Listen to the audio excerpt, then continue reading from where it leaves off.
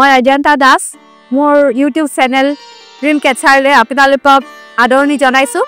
এয়া মই উপস্থিত আছোঁ নীলাচলস্থিত কামাখ্যা মন্দিৰৰ মূল প্ৰৱেশদ্বাৰত যিটো ৰাস্তাৰ ওপৰতে আছে প্ৰথম প্ৰৱেশদ্বাৰত ভিতৰলৈ গৈ আছোঁ আপোনালোকক কামাখ্যা মন্দিৰৰ অভিজ্ঞতাখিনি জনাবলৈ আগ্ৰহ কৰিছোঁ চাই থাকিব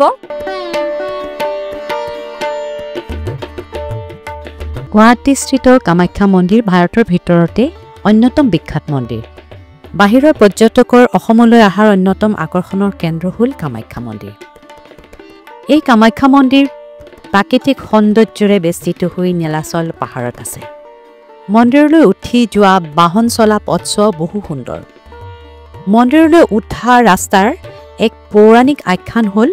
ৰজা নৰকাসুৰে কামাখ্যা দেৱীৰ ৰূপত মুক্ত হৈ তেওঁক বিয়া কৰাব খুজিছিল দেৱীয়ে প্ৰস্তাৱ দিলে যে যদি এক ৰাতিৰ ভিতৰত মন্দিৰলৈ অহাৰ বাবে পথ বনাই দিব পাৰে তেতিয়া তেওঁ বিবাহ কৰিব পাৰিব নৰকাসুৰে তেওঁৰ সমগ্ৰ সেনা বাহিনী লগাই শিলেৰে খটখটি বনাই পথ প্ৰায় শেষ কৰিব ওলাওঁতেই দেৱীয়ে চলনাময়ী কুকুৰাৰ হতুৱাই ডাক দি নিশাৰ অন্ত হ'ল বুলি জাননী দিলে সেই আধা বন্ধা পথছোৱা এতিয়াও মেখেলা উজোৱা পথ বুলি জনা যায়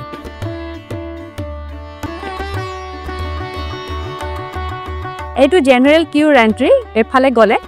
জেনেৰেল লাইনত যাব পাৰি কোনো ধৰণৰ ফি নালাগে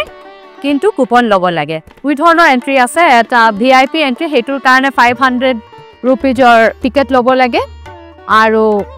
ৰাতিপুৱাই লাইন দিব লাগে অনলাইন বুকিঙো কৰিব পাৰি মন্দিৰৰ ৱেবছাইটত গৈ এয়া উপস্থিত আছোঁ কামাখ্যা মন্দিৰৰ মূল গেটৰ ওচৰত আৰু কামাখ্যা মন্দিৰ নীলাচল পাহাৰত স্থিত কামাখ্যা মন্দিৰত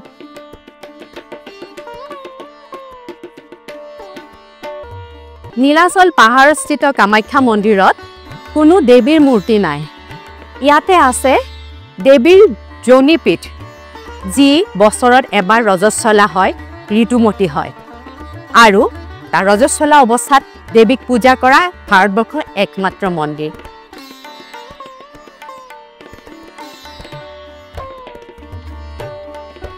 ভিডিঅ'টোৰ শেষলৈকে চাই থকাৰ কাৰণে ধন্যবাদ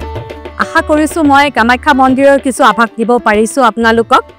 আৰু যদি আপোনালোকে ভাল পাইছে ভিডিঅ'টো চাই তেতিয়াহ'লে মোৰ চেনেলটো ছাবস্ক্ৰাইব কৰিব লাইক আৰু কমেণ্ট দিবলৈ নাপাহৰিব ধন্যবাদ জয় মা কামাখ্যা